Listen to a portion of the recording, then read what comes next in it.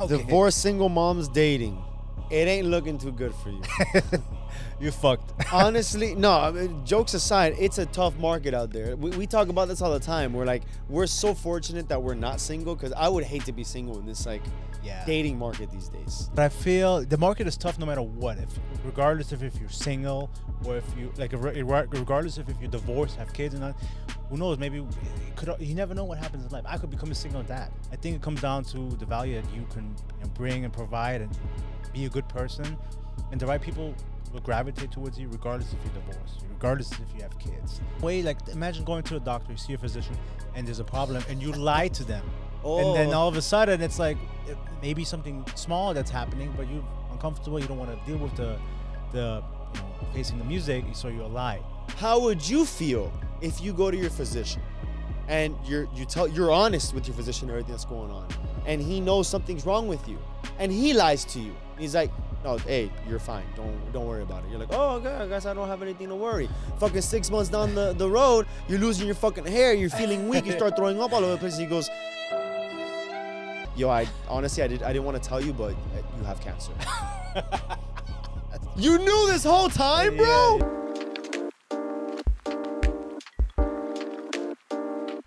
Okay, what's up, everybody? Welcome back to another episode of the Coffee Breakup. And on this week, we have this week's Q&As, questions submitted by the audience, the people that support us, the people that love the show, watch it, and we always kind of listen to what you guys say. It's been a little bit of a bit crazy few weeks and months, but we want to talk to you guys. Yes. So right out of the gate, divorced single moms dating. Not sure where to start. It's tough. I think. Well, it depends how divorced single mom. So that's tough. Yes, I think there's a couple of questions like how long have you been divorced? Right? We're gonna answer it with whatever we got. Okay. Divorced single moms dating. It ain't looking too good for you. You fucked. Honestly, no, I mean, jokes aside, it's a tough market out there. We talk about this all the time. We're so fortunate that we're not single, because I would hate to be single in this dating market these days. It is tough. There's high expectations, ridiculous expectations for things that it's like, what should even a first date be? We talk about this guy wanted to take this girl to a cheesecake factory because she took too long, and then we're gonna go to another place. She's like, well, I deserve to go there. He's like, you took too long. Yeah. And then started roasting this guy, videos on social media. She records him. So that's what it's out there. So as a divorced single mom, tough. Yes. However, but I feel the market is tough no matter what. Regardless of if you're single or if you regardless of if you're divorced, have kids or not. Especially as we get older, my perspective has shifted on it greatly. Sure. Single moms in particular, a few years ago, I'd be like, no, fuck that. I would never. I'm fortunate enough to be married now, and I'm grateful. But God forbid something happens later down the line. Would I be completely shut off to dating? Yeah, knock on wood. Fuck, where's wood? I got you. Yeah, help me out. God forbid things don't work out. Would I be completely shut off to dating single moms? I wouldn't, and who knows? Maybe it could. You never know what happens in life. I could become a single dad, right? Would I want women to look differently at me and not date me just because I have a kid? No. I think it comes down to the value that you can bring and provide and be a good person, and the right people will gravitate towards you regardless if you're divorced, regardless if you have kids. Just be a good person. Be if you're good, people want to gravitate towards you, right? Have no expectations, have a good time, love the people that you meet, no matter what comes out of it, no matter how small, how little, and just be open. And the right person will come regardless of maybe that baggage that you think you have, because everybody has something.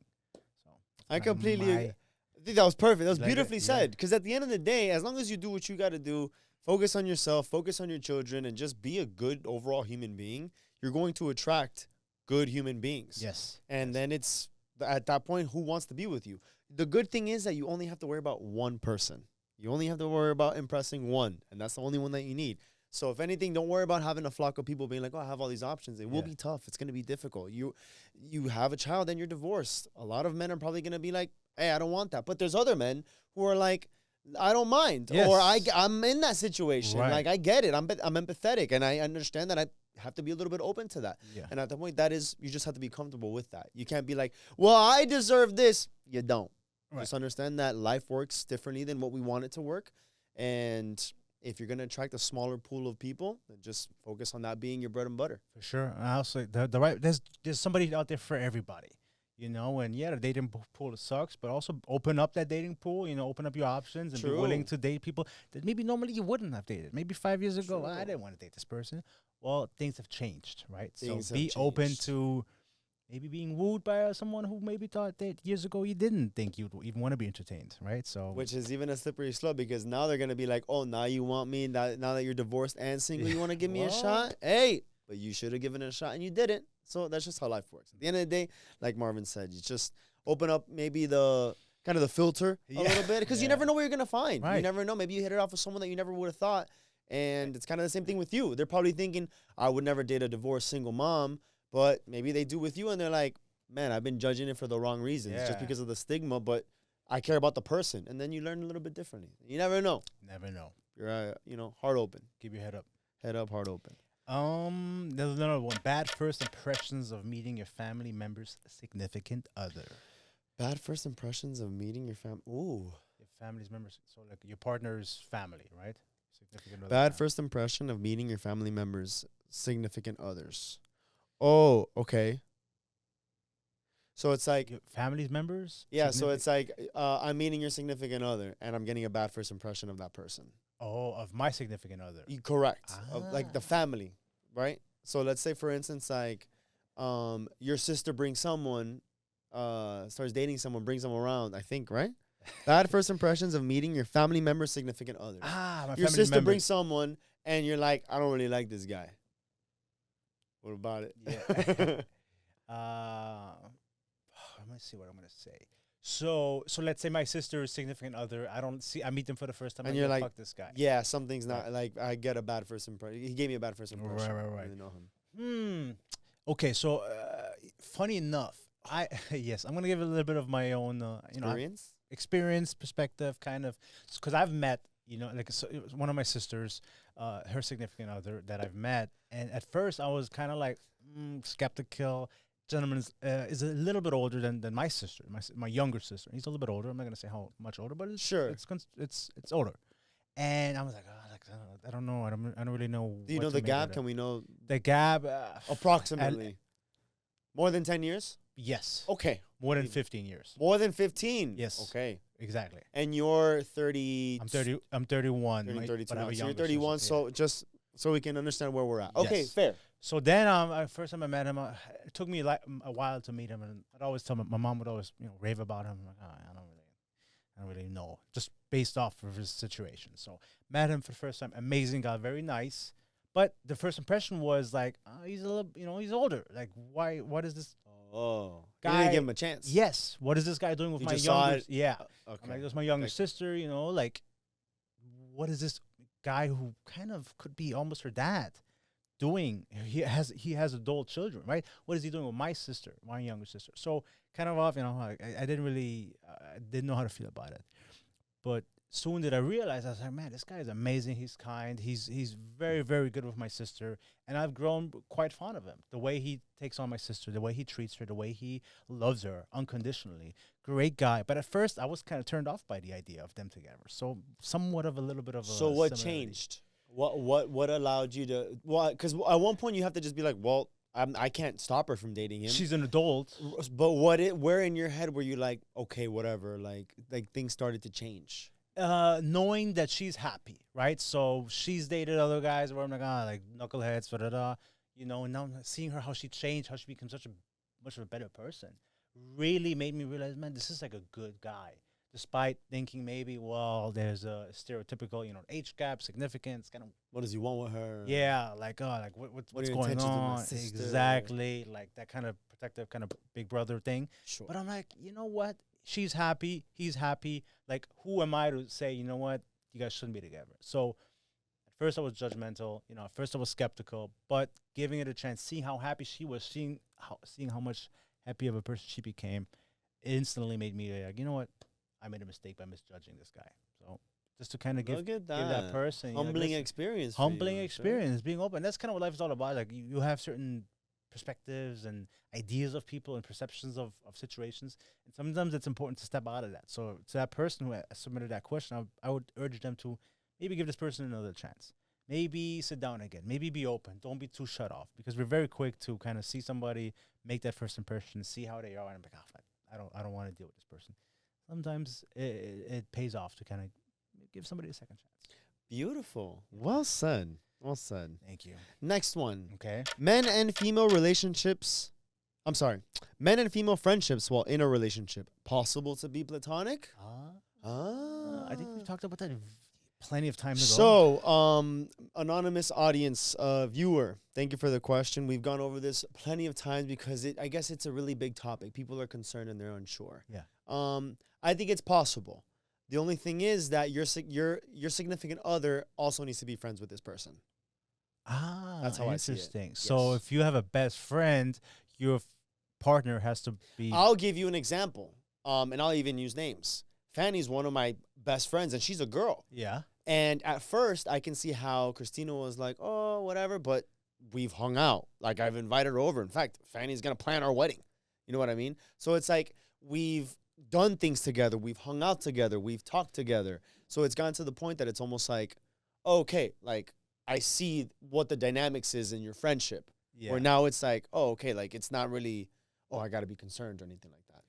But it's because she has been able to see that, and I've incorporated that. Because if not, if it's only like for instance, oh, I'm going to be hanging out with the boys tonight, and we're going to go watch a fight. And if there's like a girl's one of the boys, I'll give you another example. Mel from Zoom. Sure. She's my dog. We worked out this morning. Yeah. We're together. We all ate together after. And she knows Mel. Like, Mel's going to be invited to the wedding type shit. It's not, me being like, yo, I want Mel to go. She's like, oh, Mel needs to go. So there's some Right. form of That's unity. kind of what I mean. So it's like now she's more comfortable. You were going to ask? So what about like hanging out with said female friend like alone? Like, oh, we'll grab lunch or whatever, or hang out, catch up. Is that somewhere where you say, maybe there needs to be certain boundaries? Or, hey, you know her, it's Mel, it's Fanny, we just worked out, we're going to grab lunch. There would have to be like a reason behind It it. would have to make sense. Yeah, like for instance, like let's say I was back into personal training and I was getting more clients, and Mel probably had to refer someone. She goes, hey, look, I can't take on anyone. Like, I need to talk to you or whatever.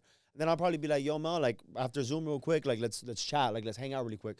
That's kind of what I would say. But now, if it's a regular Sunday afternoon and Mel's like, hey, I'm bored, you want to grab lunch? That would be like, Christina probably looking at me like, that's why I would, right? Like all the people, why you? And even I would be like, yeah, that's kind of random. Right. And at that point, I would be sketched out, right? 'Cause it's like, why would I be, right? Right. Right, but if it was something, or maybe if it was like the ski trip, and then she's like, hey, then at that point, I'd be like, hold on, yeah, let me see when I can get Christina, so we can all talk about it. Sure. That's kind of how I view different sex friendships. I guess healthy, yes, absolutely okay. But there needs to be certain, I guess, parameters, boundaries, but also it has to make sense. It just has to make sense, has to dude. make Like, sense. stop being stupid. Like, if you feel like something's up, or they're like, no, I don't know if you're gonna be cool with her because she's really particular with her friends. So I don't know if I want to introduce you yet. So, what do you mean, dude? Like, if we're together, Exactly. that's kind of what I would say. Fair enough. Oh, the next one. All right, next one. Says he's ready and wants a relationship, but sometimes act like he wants to be single, break up, and getting back together. Actions speak louder than words. That's literally the only thing you should worry about. Yeah, I think we're too old to be playing games. And this guy says one thing, but the signs tell me another. What do you mean? Like, hey, do you want to be with me? Show me. You don't? Fuck it, let me know, and then we go our separate ways. Like, we're too old to be playing games and all. They're like, dude, we're not kids anymore. Like, if you want to be with me, great, let's make this happen. If not, here's the door. Yeah. Honestly, I think when we're younger, we're afraid of looking stupid and being embarrassed. Yeah. The older you get, the less you give a fuck about it. And at the end of the day, you are what matters most in your own life. Okay? Outside of children and family, at the end of the day, if you don't take care of yourself, you can't take care of anybody else. So stop worrying about like you have to just be like, hey, what the fuck is happening here? Right. Like, you say one thing, but you're acting different. Oh, well, he might have an excuse, or they might be saying something. Dude, if it doesn't jive with you, you ain't got to deal with that. There's so many people out there, which, sure, we get concerned the dating scene is hard. Who are we going to find? Am I going to be single forever? I was once in that position where I thought I was going to be single forever. and somehow it worked out. Just chill. Life goes on. It's a small life that we have, but a lot can happen. A lot can change just in 1 year. Stop worrying about like, oh, he's single. He says he wants to be with me, but then he's not. They're wasting your time. Yeah. You even says one thing, acts another. Actions are what matters. Of course, dude. You can talk all fucking day long, but when you walk to walk and talk to talk. Exactly, dude. So another one, next one, single and loneliness. Single and loneliness. I think this is a simple solution. Find an environment where you're forced to talk to other people or get out there. I'll give you an example. We go to the gym, even though sometimes you go by yourself. Yeah. But like it creates a community of people that's always there, especially in the type of workouts that we do. Like we do CrossFit, which it says it's a cult following. You don't have to be an athlete. You don't have to be an expert. Just go to a place that actually has an environment of people wanting to work together. And the gym's the best place. And there's a lot of gyms that have classes. I would even say I used to work at Legacy, and they have a pretty good framework where you have to work with other people. So it's forcing you to talk to other people. Eventually you start, talking, you start networking, they start meeting you, people who actually care about wanting to see you do better. And at that point, that takes away, even if you're single, you won't really feel lonely anymore. You start creating this environment of people wanting to be around you. And sure, you can call me one of these cool people because I have people who are like, oh, they go to the gym normally and they like it. And this CrossFit, oh, you guys are cool, whatever. But that aside, like it really does, like a lot of my closest friends, like I go to the gym sometimes just because I want to see my boys. Yeah. Like that's what it's turned into, like just so I can hang out with my boys. Yeah, absolutely. And I think there's a little bit of a misconception. Like just because you're single doesn't mean that you're lonely, right? There's a difference between being lonely and being alone, right? So just because you're single doesn't mean you're lonely. And you need to find that drive that gets you going and be comfortable being alone, right? Because until you're comfortable being alone, you'll never truly be happy. And I'm a true believer in that. Just because we're with somebody, with the people that we love, and that's great. But if we weren't with them, we wouldn't be lonely, Right. We'd be alone, but we would still be doing our thing, finding our passion, doing a groove, working out, exercising, being healthy, and trying to make people happy, and just find your purpose in life. Yeah. And your purpose in life isn't necessarily being with someone, right? There's other things that you can pursue. So just to kind of keep that in mind. Yeah, being lonely doesn't have to be a bad thing. It all depends on how you handle it, how you treat it. Just like Marvin said, like you can be happy and you can be alone. It's fine. Yeah. It comes with you being happy with yourself. And and single and loneliness, you don't need to be with someone to not feel lonely either. You could still have friends, and you can have a group around you that wants to be with you, even if it's not relationship wise. But dude, you can still be happy with other people that's not in a relationship. Exactly. Next, people who've been single their entire lives. I guess, is it like you being single and you can't figure out how to be with someone? we gotta work with what we got. People who've been single their entire lives. I would definitely advise going to therapy. Going to therapy. Okay, elaborate. Well, because if you start thinking that you have a problem, right? It's like, I've been single all my life, I'm never gonna find somebody. You need someone to talk to. Right. And at this point, I would assume that you probably don't have really people to talk to about it already. I would say go to a professional who's not gonna judge you. Because then you're able to kind of talk about because the thing is, in relationships, you always feel like, oh man, this didn't work out. They did this, they did that. This has happened. They called me this, and they were But sometimes it's like, well, let's self-reflect. I don't have anybody, not criticizing or judging, but almost like evaluating me. Am I okay? Am I doing something wrong? Am I treating people the wrong way? Am I saying things that I shouldn't? And sometimes you need people to kind of keep you in check. And if you don't have that environment around you, I got boys that they'll fucking put me in my place if I say the wrong thing or if I act a certain way. I'm good. I don't really feel like I need therapy, but maybe to a certain degree, I could benefit from it. I think everybody could. Yeah. But if you don't have that around you, then maybe that could be one thing. Another thing, if they've been single for, their entire lives? Or? Yeah. It could also be like who you're bringing around you too, your environment and yourself and the people that you act with. And it's like, are you kind of getting negative traits, or are you kind of not really allowing yourself to bring in the right people? Could also be. Yeah, I think you need to analyze and reflect, like, hey, what's been happening? What are my criteria? What am I gravitating to? What gravitates towards me? What's going wrong? Maybe you start dating people and it doesn't really work out. Like, who's the problem? Maybe it's you. You say, oh, well, this person didn't do this person didn't do that, they weren't good enough, whatever. But at the end of the day, self-reflect and analyze, hey, maybe I am the problem. And it kind of goes back to what you were saying, like having somebody tell you, or analyzing, a professional, hey, maybe do this different, maybe assess this. And that could be a way for you to kind of reflect and also kind of kind of fix that situation that's been happening, because clearly something's going on. If you've been single your entire life, something's off. So now let's use the other side of the spectrum where you have been single your whole life, but you're a normal person. Dude, just be patient. You know, it's fine. Things happen. You probably date around and you can't really find someone. It's fine. In fact, I was talking to someone earlier this morning, and they've been dating, trying to find the right partner and seeing what clicks. They haven't.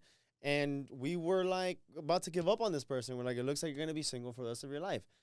Right now, they've been dating somebody, and they've been on, I think, 7 dates right now. And it's like, this is progress. We're like, all right, when are you guys getting married? Like, it's a big deal, you know? We joke about it, but it's like, there's someone out there for everybody. Like, it's okay to be single. Just be comfortable with yourself being single. Try to work on yourself and be the best version of yourself. And eventually, you know, you'll be prepared for the right person that gets into your life. Yeah. You also don't want to fuck that up.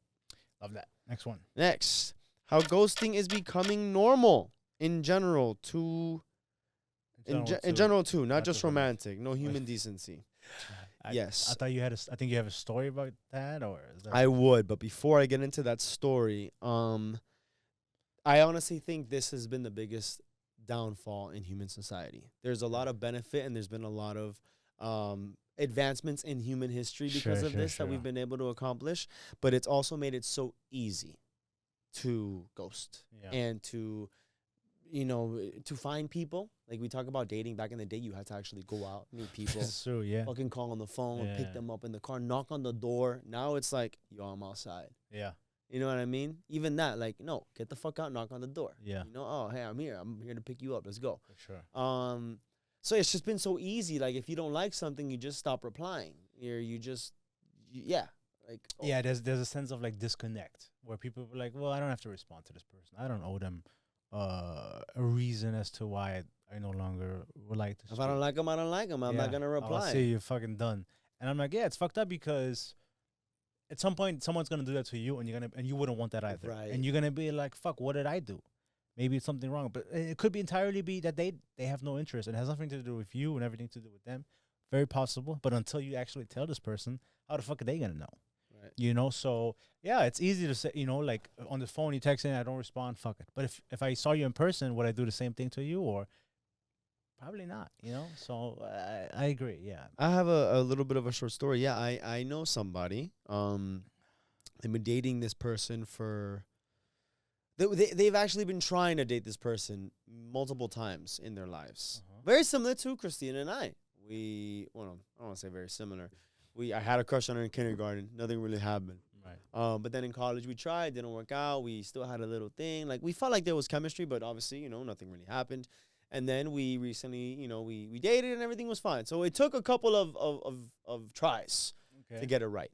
In this case, very similar situation with this person. And they were talking, they were dating, and it seemed like the guy in this situation was very adamant on, like, trying, putting in effort. Like, I really want you to be my girlfriend.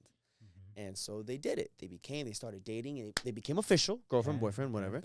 And then the effort stopped. It started slowing down, stopped really, you know, doing what he had to do as, you know, just any partner in a relationship. To the point that the girl was like, yo, like, what happened? Like, I want to see you. We're like, I want to hang out with you. Like, you're my man. Like, what's going on? He goes, oh, I'm busy with this. I'm busy with that. I'm doing that. And it was, well, I don't think it was like he was doing anything wrong, but she almost felt like she's like, dude, if I'm your girlfriend, like, why am I begging to see my man? Like, we're together. Like, you tried. What happened to the effort? Like, what's going on? Whatever. It got to the point that she was like trying to make it so easy. Like, all right, look, you're busy. I'll drive to you. Like, oh, you don't really have any money right now? I'll pay for this stuff. Like, I just want to hang out with my man. And he was just getting annoyed and was like, oh, you do the same thing all the time. You're like all these things, whatever. To the point that he ghosted her. He stopped replying to his own girlfriend. They were together. That's crazy. He just stopped replying. Isn't that what? And to this day, it was nothing. I think that then they just got kind of ugly with it. Like, yo, you owe me this, or you have to pay me back for that, or some bullshit. But it was just like, dude, how are you gonna ghost your own girlfriend or boyfriend? How insane. You guys ask each other out. You put in the effort to get the girl. Sure. And then you stop. Now she's like, yo, where the fuck is the effort? Like, you're my man. Like, or I thought. And then he stops replying to her. I don't understand, dude. So to your point, yeah, it's gone. I don't even I can't fathom someone doing that when you're like really talking to someone. I get like, oh, we started dating or maybe something was off. You felt like maybe something and you get ghosted. Yo, charge it to the game. It happens. Yeah. But you're together, wild. dude. That's like traumatizing, dude. Like that really can fuck with you. Like, yo, I thought this person was this, and had a connection, And they just stop replying to you and disappear. It's still alive, by the way. It's not like something happened to him and he can't fuck. No, ghosted. That is insane. It happens, dude. And it's an unfortunate time in the kind of this dating market. But hey, it is what it is. There's other people. Don't worry about it. For sure. Last one on this honesty, lies. Lies to avoid conflict. So honesty, yeah, lies to avoid conflict. So talk about honesty. Lies to avoid conflict. It's like, what is it called? Like a white lie? Like, oh, it's not a big deal. That's called a red flag. Yeah. To me, is what it is. I think that's a problem. Lying in general, like compulsive liars. Just anything, like, because the thing is, like, oh, instead of me addressing in an uncomfortable situation that probably needs to be addressed, in order for it to not be an issue, becomes an issue because you lied. Right. So now, not only did it happen, but you lied about it happening. You get caught now, so now you're in trouble twice. Right. When you could have just addressed it and moved on with it, find a solution. Or maybe it's pretty bad, but since you tried lying, it's only gonna get worse because you lied about. Mm-hmm. No? Yeah. It's also like, it's almost in a way like, imagine going to a doctor, you see a physician, and there's a problem, and you lie to them. Oh. And then all of a sudden, it's like maybe something small that's happening, but you're uncomfortable. You don't want to deal with the facing the music, so you lie. Would you do that? That's fucking the stupidest thing. Lying to your physician. I got it. Imagine doing that to your partner. It's kind of in the same way, the same thing, because you're just trying to cover an issue, and then essentially it'll just become bigger and bigger. So how would you feel if you go to your physician and you're honest with your physician or everything that's going on, and he knows something's wrong with you, and he lies to you, and he's like, no, hey, you're fine. Don't worry about it. You're like, oh, okay, I guess I don't have anything to worry. Fucking 6 months down the road, you're losing your fucking hair. You're feeling weak. You start throwing up all over the place. He goes, yo, I didn't want to tell you, but you have cancer. You knew this whole time, bro. Yeah. So it's dramatic, Yes. but think of that, bro. Yeah. You would you want to be in that situation? For That's kind of the same thing. Kind of flipped yours around. Yeah. But you would fucking hate being like, wait, this whole time I had cancer, you didn't even tell me, doc? Yeah. Dude. He goes, yeah, I didn't know how to tell you. What do you mean, bro? Yes. Tell him. And honestly, like, if you are honest and straight up, and it's also like avoiding conflict. I mean, you just gotta face the music. You gotta go straight at it. And if you go about it the right way, a lot of times, even if it's conflict, there's a way to resolve it. You know, especially if you're with the right person and you figure out, okay, that's the problem. How can we fix this? There shouldn't be any room for lying or like sabotaging. Oh, I didn't want to make you feel bad, or I didn't want to have an argument. Like, the truth will always come out. And now we have to fight twice, because once for the argument and once for the problem, and the other time for the fact that you lied. So I think being honest with each other is such a relief. Yeah. Like, even if it's uncomfortable, especially if it's uncomfortable. I think those are the greatest opportunities in every relationship, because you're able to even bond further and grow closer, because it's uncomfortable, but once you pass it, once you get through it, you're like, wow, fuck, like, we overcame this. There's nothing that we can overcome. The teamwork required to handle those uncomfortable situations, because, dude, we're not perfect. We fuck up. Things happen. On different scales. But it's like, when you approach that with your partner, it creates an opportunity to, one, see how they handle stressful environments, and see, if there is love there. Because at the end of the day, if something happens, they're like, all right, peace out. It's like, I want to work things out with you, and, things happen, whatever. But it's like, yeah, like, it creates an opportunity for you to really solve problems together. Yes. How can we overcome this? How can we learn from this? How can we be better from this? And then you come out on the other side like, I feel so much more love because of this, where I felt like, man, I was about to lie because I didn't want you to feel that way. But now I feel like such a relief because we were able to work things through. I think that's a beautiful thing in every relationship. 100%. And the truth of the matter is that there's going to be problems. There's going to be difficulties, especially if you want to build a life with somebody. Imagine, you know, you don't want to lie and you don't want to make them uncomfortable, whatever. Down the line, maybe you lose your job. You're not going to tell your person that you lost your job because you don't want to have that uncomfortable conversation about money and finance and stability. So what? You're just going to lie about it? So once you have a really strong foundation, you realize no matter what happens, I lose my job, I get sick, I do this, I fuck up. Oh, you know, I can always be honest with my partner because it's me and you versus the problem. We're a team. We're a team. Always. And for those of you, Yeah, it should be. Yeah. should be for the person who asked the question, actually, if they're gonna be lying about that, they're gonna be lying about a lot of other things. So just keep that in mind and be very careful as you tread through the relationship. 100%. I love this. These were some really good questions. I think we did a really good job. And if you have any more, you know, follow up and questions, whatever, just message us. And DM's always open. Every weekend, we're going to be putting up a poll, so that's going to be an opportunity for you guys to ask the questions for us to answer. Love that. So be wary. Make sure you're following us. Check out our stories. Once those questions are up, we'll recycle them every week. That way, you get an opportunity to ask yours. That being said, thank you guys so much for tuning in. And happy holidays. Merry Christmas. So, See you guys. later. Bye.